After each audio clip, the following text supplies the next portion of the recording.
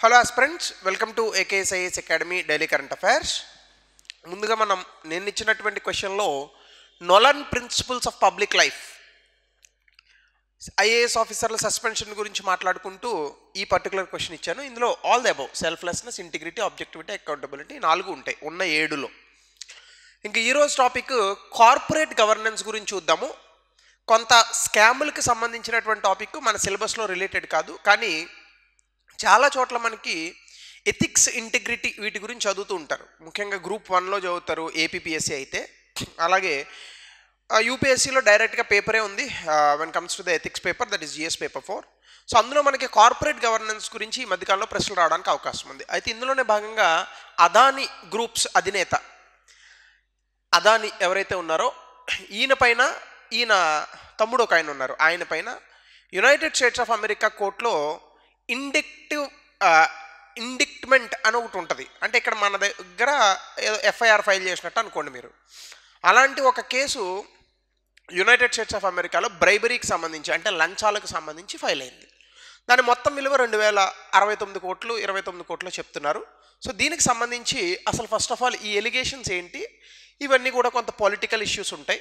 అయితే ఇందులోనే భాగంగా మనం ఎగ్జామినేషన్ పాయింట్ ఆఫ్ వ్యూలో ఆలోచించాలి కాబట్టి కార్పొరేట్ ఎథిక్స్ అండ్ గవర్నెన్స్ అంటే ఏంటి, ప్రిన్సిపల్స్ ఆఫ్ కార్పొరేట్ గవర్నెన్స్ ఎలా ఉంటుంది, ఇవి మనం చూద్దాం. ముందుగా చూసే ముందు ఈ స్కామ్ గురించి కనుక మనం మాట్లాడుకుంటే అది న్యూస్లో ఎందుకు ఉంది అంటే, US prosecutors have indicted Gautam Adani, Sagar Adani వాళ్ళ తమ్ముడు అయిన మిగతా ఇంకొక 6గురిని ఒక కేసుకి సంబంధించి ఎక్యూజ్ చేయడం జరిగింది. అంటే కరెక్ట్గా చెప్పాలంటే వీటిని ఎలిగేషన్స్ అని మాత్రమే అంటారు, అంటే ఆరోపణలు మాత్రమే. ఆరోపణలు మాత్రమే అంటే నువ్వు అదానికి ప్రో అని మళ్ళీ కమెంట్లు పెట్టమాకండి. ఆరోపణలు అంటే వాళ్ళు చేసింది చెప్తున్నాను నేను. ప్రస్తుతానికి వాళ్ళపైన ఆరోపించారు. ఆరోపణ ఏంటి అంటే సోలార్ ఎనర్జీ కాంట్రాక్ట్స్కి సంబంధించి, ఇది నేను నెక్స్ట్ స్లైడ్లో ఎక్స్ప్లెయిన్ చేస్తాను ఏంటనేటటువంటిది. సోలార్ ఎనర్జీ కాంట్రాక్ట్లకు సంబంధించి అమెరికాలో ఉన్నటువంటి కొంతమంది పెట్టుబడిదారుల్ని ఇక్కడ ఇండియాలో లంచాలు ఇచ్చి కొంతమందికి అమెరికా నుంచి పెట్టుబడిదారుల ద్వారా డబ్బు పొందేందుకు గాను భారీ మొత్తంలో, అంటే $250 మిలియన్ అంటున్నారు, 2029 కోట్లు. ఈ భారీ మొత్తంలో భారతదేశంలో ముఖ్యంగా ఆంధ్రప్రదేశ్, ఒడిశా, తెలంగాణ, అలాగే జార్ఖండ్ ఇలాంటి ప్రాంతాల్లో ఉన్నటువంటి ప్రభుత్వంలో ఉన్నటువంటి కొంతమంది వ్యక్తులకి అని చెప్పారు అంతే. అఫ్కోర్స్ మన మీడియా ఛానళ్ళు జగన్మోహన్ రెడ్డి గారు ఇంకొకరు వేస్తూనే ఉంటాయి. ఇవన్నీ ప్రూవ్ అయ్యేటప్పటికి ఎప్పుడు తంగతో అవన్నీ చూద్దాం. సో చాలామందికి భారీ మొత్తంలో నిధులు అందజేశారు. దీని ద్వారా కాంట్రాక్టులు పొందేందుకు గాను అమెరికాలో ఉన్నటువంటి పెట్టుబడిదారులు మోసం చేశారనేటటువంటిది లెక్క. అలాగే దీంతోపాటు they are also charged with obstructing justice by tampering with evidence. వాళ్ళకు ఉన్నటువంటి సాక్ష్యాలను కూడా తారుమారు చేస్తున్నందుకు గాను కేసు కూడా పెట్టారు. దీని ద్వారా మనకి కార్పొరేట్ ఎథిక్స్ అండ్ గవర్నెన్స్కి సంబంధించి కొన్ని విషయాలు అర్థం చేసుకోవాలి. ఇది ఇంకొంచెం లోపలికి వెళ్తే ఎలిగేషన్స్ ఇగో వీళ్ళపైన పెట్టారు. గౌతమ్ అదానీ, సాగర్ అదానీ, నీత్ జైన్, అలాగే Azure power executives, Canadian institutional investors కొంతమంది ఉన్నారు. ఎలిగేషన్స్ ఏంటి అంటే సోలార్ ఎనర్జీ కాంట్రాక్ట్స్, అంటే సౌర శక్తికి సంబంధించి కొన్ని ఒప్పందాలకు సంబంధించి లంచాలు అందాయి. ఏంటి అంటే solar energy corporation of India అని ఒక కంపెనీ ఉంది.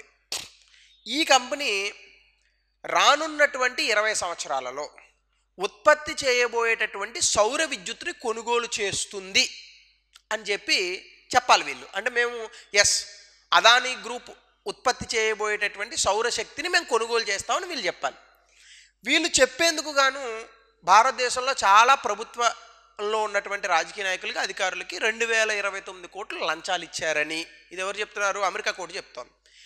ఈ లంచాల కారణంగా వీళ్ళు అనేక రకమైనటువంటి ఒప్పందాలు అదానీ గ్రూప్తో చేశారని, ఈ ఒప్పందాలను చూపించి ఇదిగో భారతదేశంలో ఇన్ని వందల కోట్ల రూపాయలకు మాకు మార్కెట్ ఉంది కాబట్టి మా దాంట్లో డబ్బులు పెట్టండి అని ఈ ఒప్పందాలను చూపించి అమెరికాలో దాదాపుగా కొన్ని వందల వేల కోట్ల రూపాయలు పెట్టుబడులను ఆకర్షించారని అదానీ గ్రూప్ మీద ఇప్పుడు అభియోగం మోపింది.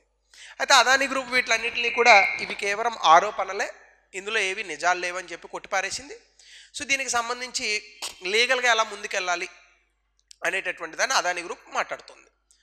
అలాగే legal framework and Adani groups response మనం చూసుకుంటే డిఫెండెంట్స్ యునైటెడ్ స్టేట్స్ ఆఫ్ అమెరికాలో ఉన్నటువంటి పెట్టుబడిదారుల నుంచి డబ్బులు తేవడానికి ఈ రకమైనటువంటి కాంట్రాక్ట్ చేశారు. అలాగే ఇండియాలో ఈ రకమైనటువంటి ఒప్పందాలు చేసుకునేందుకు గాను అనేక మంది వ్యక్తులకి లంచాలు ఇచ్చారు. ఈ లంచాలు ఇచ్చినటువంటి అంశాలను అమెరికాలో ఎవరైతే పెట్టుబడిదారులు వస్తున్నారో వాళ్ళకి చెప్పలేదు. ఆ రకంగా ఫ్యాక్ట్స్ని మిస్ఇంటర్ప్రెట్ అండ్ రిప్రజెంట్ చేసి ఈ యొక్క లంచాలు అనేటటువంటి విషయం చెప్పకుండా అమెరికా నుంచి దొంగ మార్గంలో ఈ పెట్టుబడులను ఆకర్షించేటటువంటి ప్రయత్నం చేశారు. ఇది ఎప్పుడైతే బయటికి పొక్కుతుందో ఇన్వెస్టిగేషన్కి అడ్డం వచ్చేటటువంటి విధంగా సాక్ష్యాలను తారుమారు చేసేటటువంటి ప్రయత్నం చేశారు. సో ఇది వాళ్ళ మీద పెట్టినటువంటి ఎలిగేషన్స్. దీని లీగల్ ఫ్రేమ్వర్క్లో మనం ఒకసారి చూస్తే అసలు యుఎస్ ఇండిక్ట్మెంట్ ప్రాసెస్ అంటే ఏంటి? ఇండిక్ట్మెంట్ అంటే ఏంటంటే ఒక వ్యక్తిని కానీ ఒక ఇన్స్టిట్యూషన్ కానీ వాళ్ళ మీద ఏదైనా ఒక ఆరోపణ వచ్చినప్పుడు ఇక మీ మీద ఈ ఆరోపణ వచ్చింది, దీన్ని మీరు సమర్థించుకోండి అని చెప్పి ఇచ్చేటటువంటి ఒక ప్రాసెస్ ఫార్మల్గా వాళ్ళకున్నటువంటి చట్టబద్ధంగా.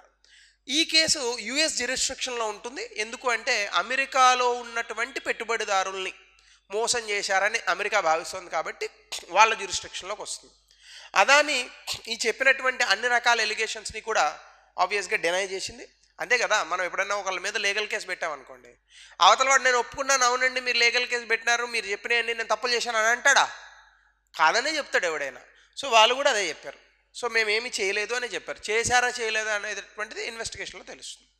సో ఇది జరిగినటువంటి అంశం. ఒకవేళ ఇందువల్ల వచ్చినటువంటి పర్యవసానాలు ఏంటని చూస్తే అదానీ గ్రూపు దాదాపుగా $600 million bonds foreign currency loan repayment కని చేసుకుంది. ఇవన్నీ క్యాన్సిల్ చేసింది. అదానీ షేర్లు 18%, 20%, రెండు కంపెనీల షేర్లు విపరీతంగా పడిపోయినాయి. కెన్యా ప్రెసిడెంట్ ఆల్రెడీ ఇప్పటికే అదానీ గ్రూప్తో చేసుకున్నటువంటి $736 మిలియన్ డీల్ ఒకటి ఉంది.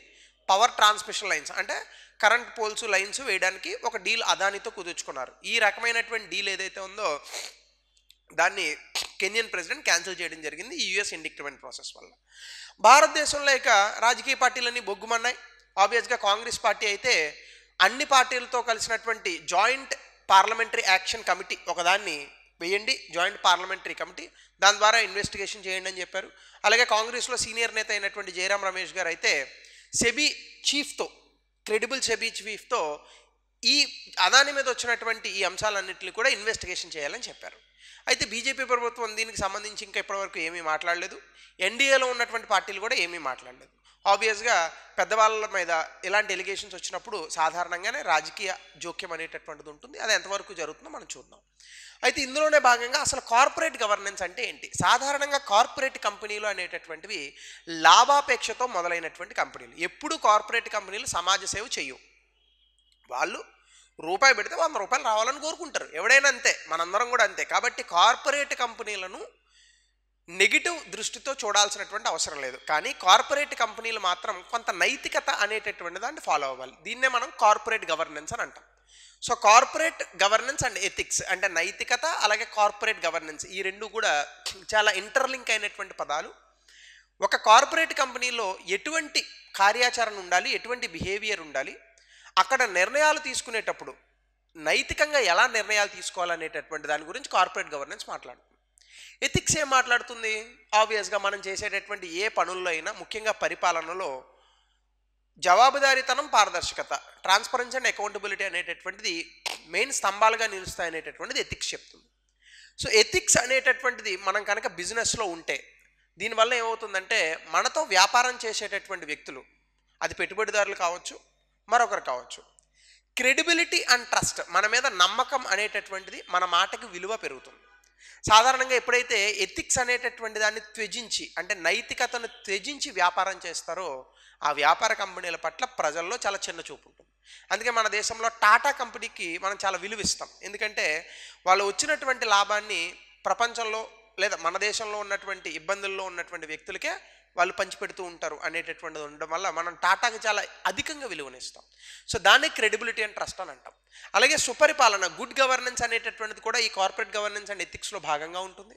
దీనివల్ల సోషల్లీ రెస్పాన్సిబుల్ బిజినెసెస్ అంటే వ్యాపారం అనేటటువంటిది సమాజాన్ని పాడు చేస్తూ చేయాల్సిన అవసరం లేదు, సమాజాన్ని బాగు చేస్తూ కూడా వ్యాపారం చేసి మనం లాభాలు పొందొచ్చు అనేటటువంటిది చెప్పేటటువంటిదే గుడ్ గవర్నెన్స్ అనేటటువంటిది ఉంటుందన్నమాట.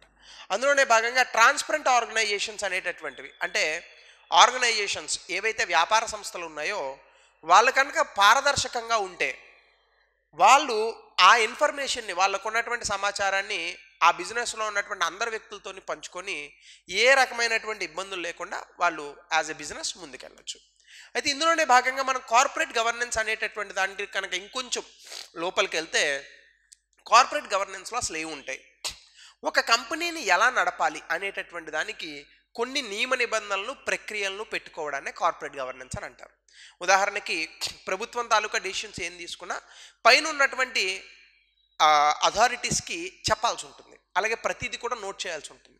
కానీ కార్పొరేట్ కంపెనీలు అలా నోట్ చేయాల్సినటువంటి అవసరం లేదు. ఇలాంటి స్కామ్లు మనం అనేకం చూసాం, సత్యం స్కామ్ కానీ ఇట్లాంటి అనేక రకమైనటువంటి స్కాములు చూసాం. సో దీనివల్ల పాడైపోయేది ఎవరు? ప్రజలే పాడవుతారు. ఇప్పుడు ఒక బ్యాంక్ ఉంది, డిపాజిట్లు తీసుకొని బోర్డు తిప్పేసింది అనుకోండి, పోయేది ఎవరు? ప్రజలే కదా పోయేది. సో ఇట్లాంటి సందర్భాలలో మనం ఎప్పుడూ కూడా వ్యాపారం చేసేటప్పుడు అందులో నైతికత అనేటటువంటిది ఉండాలి. కొన్నిసార్లు నీతిగా వ్యాపారం చేసినా కూడా మోసపోతారు, అది కూడా ఉంది. వ్యాపార సంస్థలు నీతిగా ఉన్నా కూడా మోసపోతాయి, ఎవరిదాకా ఎందుకు నేనే పోయినా అట్లా. సో కాబట్టి బిజినెస్ అనేటటువంటిది, వ్యాపారం అనేటటువంటిది ఎప్పుడు నైతికంగా ఉండాలి, అలాగే రెస్పాన్సిబుల్, బాధ్యతాయుతంగా ఉండాలి. సో మెయిన్ గోల్ ఇక్కడ ఏంటంటే గ్రీడ్ అనేటటువంటిది ఉంటుంది. తెలుగులో తృష్ణ అంటారు, కృష్ణ కాదు తృష్ణ.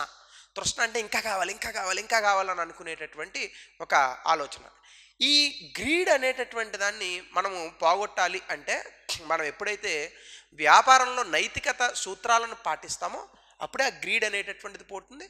సో అందుకే వ్యాపార సంస్థలన్నీ కూడా ట్రాన్స్పరెంట్గా ఉండాలి. ట్రాన్స్పరెంట్ అంటే పారదర్శకంగా ఉండాలి. సో దీనికి కొన్ని సూత్రాలు కూడా ఉన్నాయి, ప్రిన్సిపల్స్ ఆఫ్ కార్పొరేట్ గవర్నెన్స్. అదేంటంటే ఫెయిర్నెస్, అంటే బోర్డ్ ఆఫ్ మెంబర్స్ ఎవరైతే ఉంటారో, ఒక కంపెనీ అనగానే అందులో బోర్డ్ ఆఫ్ మెంబర్స్ ఉంటారు, వాళ్ళు ఒకళ్ళొకళ్ళు గౌరవించుకోవాలి, అందరూ ఒకేలాగా ఈక్వల్ ఫుట్టింగ్తో ఉండాలి. అలాగే ట్రాన్స్పరెన్సీ అంటే పారదర్శకత అనేటటువంటి చూస్తే timely and clear information on performance and risks. అంటే ఇప్పుడు బిజినెస్ బాగా పనిచేస్తుంది అనుకోండి, బాగా పనిచేస్తుందని ఆ బిజినెస్లో ఇన్వాల్వ్ అయినటువంటి పెట్టుబడిదారులందరికీ చెప్పాలి. లాస్ వస్తున్నాయనుకోండి, లాస్ వస్తున్నాయని కూడా వాళ్ళకి చెప్పాల్సి ఉంటుంది. అలాగే రిస్క్ మేనేజ్మెంట్, బోర్డ్ అనేటటువంటిది అంటే బోర్డ్ ఆఫ్ మెంబర్స్ ఒక వ్యాపారంలో వచ్చేటటువంటి నష్టాలు ఇంకా ఇబ్బందుల్ని ముందుగానే ఐడెంటిఫై చేయాలి, అలాగే వాటిని సాధ్యమైనంత వరకు పరిష్కరించుకోగలగాలి. అలాగే రెస్పాన్సిబిలిటీ, ఎప్పుడు కూడా బాధ్యతాయుతంగా వ్యాపారం అనేటటువంటి చేయాలి. Corporate matters, hiring of CEO అనేటటువంటివి, అంటే ఆ కంపెనీకి సంబంధించినటువంటి విషయాలు, ఆ కంపెనీని హెడ్ని అపాయింట్ చేసుకునేటటువంటి తరుణంలో మంచి బాధ్యతాయుతం కలిగినటువంటి వ్యక్తులనే అపాయింట్ చేయాలి. అందుకని ఎవరినో దిక్కుమాలను తీసుకొచ్చి సీఈఓ చేసాం అనుకోండి, వాడు మొత్తం కంపెనీని తగలేశాడు అనుకోండి, ఇన్ని వేల కోట్ల రూపాయల కంపెనీ నాశనం అవుతుంది. ఆ కంపెనీ మీద డిపెండ్ అయినటువంటి ఎంతోమంది ఉద్యోగులు, వాళ్ళ కుటుంబాలు, ఆర్థిక వ్యవస్థ ఇవన్నీ ఇబ్బంది పడేటటువంటి అవకాశం ఉంటుంది కదా. సో అది మనం రెస్పాన్సిబిలిటీ అనేటటువంటి అంశం. అలాగే accountability, board of members company చేసేటటువంటి యాక్షన్స్, అలాగే షేర్ హోల్డర్స్తో ఎప్పుడు కూడా తరచుగా కంపెనీలో జరిగేటటువంటి అన్ని విషయాలను కమ్యూనికేట్ చేయాలి. సో ఇలాంటి విషయాలు ఎప్పుడైతే మనం ఫాలో అవుతామో అప్పుడు కార్పొరేట్ గవర్నెన్స్ అనేటటువంటిది, ఎథిక్స్ అనేటటువంటిది పాటించబడుతుంది. సో దీనికి సంబంధించి కూడా మనం 4 P's ఆఫ్ కార్పొరేట్ గవర్నెన్స్ అని ఒకటి ఉంటుంది. అంటే 4 అంశాలు ఇక్కడ చెప్తారు. ఈ 4 అంశాలు ఏంటి అనేటటువంటిది మనం ఒకసారి చూద్దాం.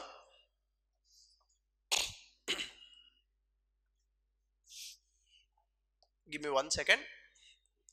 రైట్. సో ఈ 4 అంశాలు కూడా పి అనే అక్షరంతో స్టార్ట్ అవుతాయి. సో కాబట్టి 4 P's. ఒకటి పీపుల్, అంటే మనుషులు.